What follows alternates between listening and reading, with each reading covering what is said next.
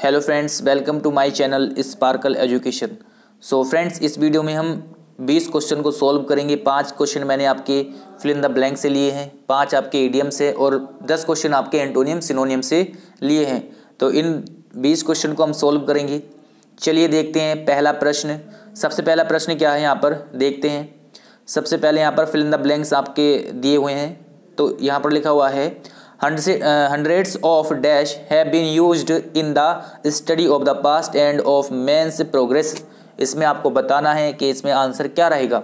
देखिए hundreds of यहाँ पर आएगा ऑप्शन नंबर सी यानी मेथड। हंड्रेड्स ऑफ मेथड यानी सैकड़ों तरीकों का, मेथड मतलब अलग अलग तरीके, सैकड़ों तरीकों का हैव बीन यूज्ड मतलब यूज किया जा चुका है, प्रयोग किया जा चुका है in the study of the past यानी पास्ट की स्टडी के लिए, पास्ट की स्टडी में, एंड मैन्स प्रोग्रेस और मैन की वृद्धि या उन्नति में। ठीक है, तो यहाँ पर आएगा मेथड, मेथड्स का यहाँ पर यूज करेंगे। आगे है, आगे यहाँ पर लिखा हुआ है computer literacy will be crucial in dash children to cope with the overall advancement. इसमें आपको बताना है इसमें क्या आंसर रहेगा। तो फ्रेंड्स, इसका आंसर हो जाएगा ऑप्शन नंबर ए। यहाँ पर आएगा इन, यहाँ पर लिखा हुआ है इन, इसके बाद आएगा टीचिंग यानी क्रूशियल इन टीचिंग। ये एक फ्रेज के रूप में आप यूज कर सकते हो। इसका मतलब होता है शिक्षा में महत्वपूर्ण। तो शिक्षा में महत्वपूर्ण यानी क्रूशियल इन टीचिंग। ओके, यानी कंप्यूटर लिटरेसी यानी इसका मतलब है कि कंप्यूटर की जो साक्षरता है will be crucial in teaching यानी शिक्षा में महत्वपूर्ण है, children to cope with the overall advancement. तो इसमें आपका आंसर आ जाएगा ऑप्शन नंबर ए, टीचिंग। चलिए अगला क्वेश्चन देखते हैं, इजी है। विशाल कुडंट डैश ब्रेकफास्ट टुडे। इसमें आपको बताना है क्या आंसर रहेगा। तो देखिए यहाँ पर लिखा हुआ है कुड। कुड का मतलब मॉडल है और मॉडल के बाद क्या आएगा, हमेशा फर्स्ट फॉर्म, वर्ब की फर्स्ट फॉर्म। और यहाँ पर वर्ब की फर्स्ट फॉर्म केवल एक ही है, कौन सी है, हैव। ठीक है, तो यहाँ पर हेल्पिंग मेन वर्ब के रूप में यहाँ पर यूज किया गया है हैव का। ओके, और हैव जो है यहाँ पर वर्ब की फर्स्ट फॉर्म है। तो यहाँ पर आएगा ऑप्शन नंबर सी, क्योंकि मॉडल के बाद कोई भी मॉडल हो, कैन हो, कुड हो, विल, वुड या फिर कोई भी हो, ठीक है, इनके बाद क्या आएगा, हमेशा वर्ब की फर्स्ट फॉर्म। तो यहाँ पर ऑप्शन नंबर सी हमारा आंसर हो जाएगा। आगे तो चलिए अगला प्रश्न देखते हैं। यहाँ पर लिखा हुआ है one of the pens dash no ink. इसमें आपको बताना है। देखिए आपका सेंटेंस चाहे वन ऑफ द से स्टार्ट हो या फिर ईदर ऑफ, वन ऑफ से हो, ईदर ऑफ या नन ऑफ या फिर एवरी से स्टार्ट हो, इनके बाद हमेशा सिंगुलर वर्ब का यूज़ करते हैं।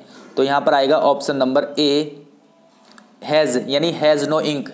हैज़ नो इंक का यहाँ पर यूज़ करेंगे सिंगुलर वर्ब के रूप में। अगला है यहाँ पर this is the same dog dash was running on the road. इसमें आपको बताना है कौन सा आंसर रहेगा। इसका आंसर रहेगा ऑप्शन नंबर डी यानी दैट। दैट का यहाँ पर यूज़ करेंगे। देखिए दैट का यूज़ क्यों करेंगे, क्योंकि यहाँ पर जब कभी आपको रिलेटिव प्रोनाउन से पहले द सेम, जैसे यहाँ पर लिखा हुआ है द सेम या द ओनली या फिर सुपरलेटिव डिग्री का प्रयोग मिले, तो वहाँ पर केवल रिलेटिव प्रोनाउन दैट का ही यूज़ करेंगे, चाहे एंटीसीडेंट कुछ भी हो। ठीक है, वहाँ पर आएगा केवल दैट। तो यहाँ पर दिया हुआ है द सेम, तो इसलिए यहाँ पर दैट का यूज़ किया जाएगा। ओके, तो ये आपको समझ में आया होगा। चलिए अगला प्रश्न देखते हैं। तो आगे यहाँ पर लिखा हुआ है ईडियम्स। तो ये 5 ईडियम्स अब सोल्व कर लेते हैं। सबसे पहला यहाँ पर लिखा हुआ है ए ग्रीन हॉर्न। ए ग्रीन हॉर्न इसका मतलब क्या होता है, इसका मतलब होता है एन इनएक्सपीरियंस्ड मैन यानी अनुभवहीन, जिसको इतना अनुभव ना हो, उसके लिए हम यूज़ करते हैं इस ईडियम्स का, ए ग्रीन हॉर्न। आगे देखते हैं, आगे लिखा हुआ है यहाँ पर टू पैडल वंस ऑन कैनोए। इसमें आपको बताना है क्या आंसर रहेगा। तो इसका आंसर रहेगा option number B, manage independently मतलब स्वतंत्रता पूर्वक। तो ये मैनेज कर लेना किसी भी चीज़ को, उसके लिए हम यूज़ करते हैं। ऑप्शन नंबर बी इसका आंसर रहेगा। आगे देखते हैं,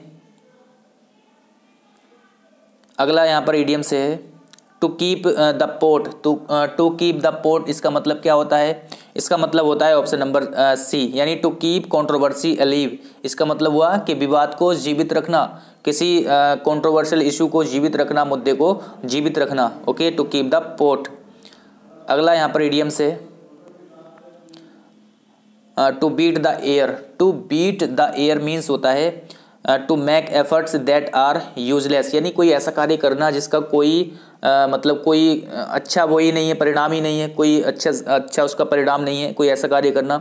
यूजलेस एफर्ट करना, यानी ऑप्शन नंबर सी इसका आंसर हो जाएगा। अगला यहाँ पर लिखा हुआ है थ्रू ए स्पैनर।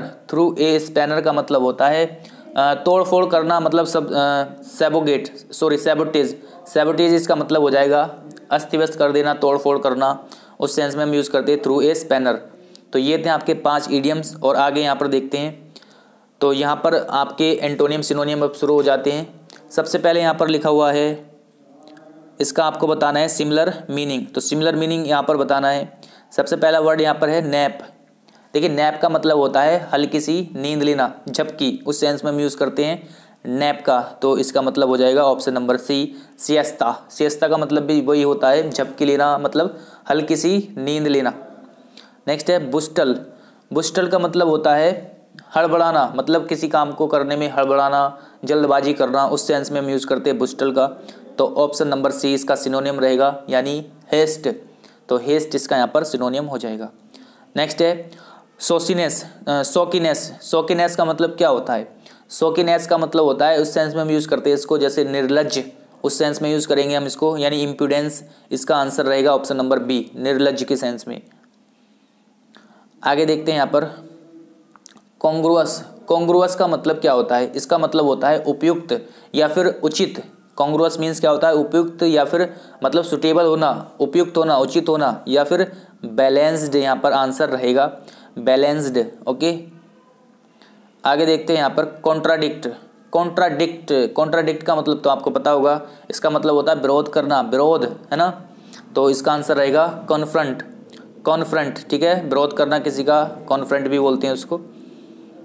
आगे देखते हैं, आप 5 एंटोनियम है आपके लिए, आगे 5 एंटोनियम बताने हैं आपको। तो सबसे पहला यहाँ पर लिखा हुआ है ट्रिवियल। ट्रिवियल का मतलब होता है नगण्य, मतलब बहुत ही मामूली, उसको बोलते हैं ट्रिवियल। और एंटोनियम की अगर बात करें तो प्रोफाउंड हो जाएगा, मतलब अधिक मात्रा में, प्रोफाउंड, प्रचुरता। आगे यहाँ पर फ्लैगिशियस। तो फ्लैगिशियस का मतलब क्या होता है? फ्लैगिशियस का मतलब होता है कुख्यात या फिर अति दुष्ट, उस सेंस में हम यूज़ करते हैं फ्लैगिशियस का। और इसका एंटोनियम हो जाएगा आपका वर्चुअस, यानी सद्गुणों वाला, अच्छे स्वभाव वाला, वर्चुअस। आगे देखते एवरेज। तो एवरेज का मतलब होता है किसी चीज़ को कम करना, छोटा करना, उसको उस सेंस में हम यूज़ करते हैं एवरेज का। और इसके एंटोनियम की अगर बात करें तो स्ट्रेच। स्ट्रेच हो जाएगा यहाँ पर कि किसी चीज़ को लंबा करना, जैसे स्ट्रेच मतलब खींचना, खींच कर लंबा करना किसी चीज़ को, उसको बोलते हैं स्ट्रेच करना। तो यहाँ पर आगे और देख लेते हैं 2 इडियम्स, सॉरी 2 एंटोनियम। 2 एंटोनियम आपको और बताने हैं। तो पहला यहाँ पर लिखा हुआ है सॉलिसिट। सॉलिसिट का मतलब होता है मांगना। सॉलिसिट का मतलब क्या होता है? मांगने के सेंस में हम यूज़ करते हैं, रिक्वेस्ट वगैरह करना, सॉलिसिट। तो इसका मतलब हो जाएगा एंटोनियम की अगर बात करें, इसका एक और मतलब होता है उकसाने के सेंस में भी हम यूज़ करते हैं सॉलिसिट का। इसका एंटोनियम यहाँ पर रहेगा प्रोहिबिट। प्रोहिबिट यानी बैन करना, मतलब रोकना किसी चीज़ को। आगे यहाँ पर सबस्टेंशियल। सबस्टेंशियल का मतलब होता है वास्तविक, जो चीज़ मतलब क्लियर हो, एकदम वास्तविक हो, उसको बोलते हैं सबस्टेंशियल। और इसका ऑप्शन नंबर ए यानी डाउटफुल इसका आंसर रहेगा, एंटोनियम हो जाएगा इसका डाउटफुल। तो ये थे आपके 20 क्वेश्चंस। तो फ्रेंड्स, ये वीडियो पसंद आई तो लाइक करना, शेयर करना एंड साथ में चैनल को जरूर सब्सक्राइब कर लेना। Thanks for watching this video.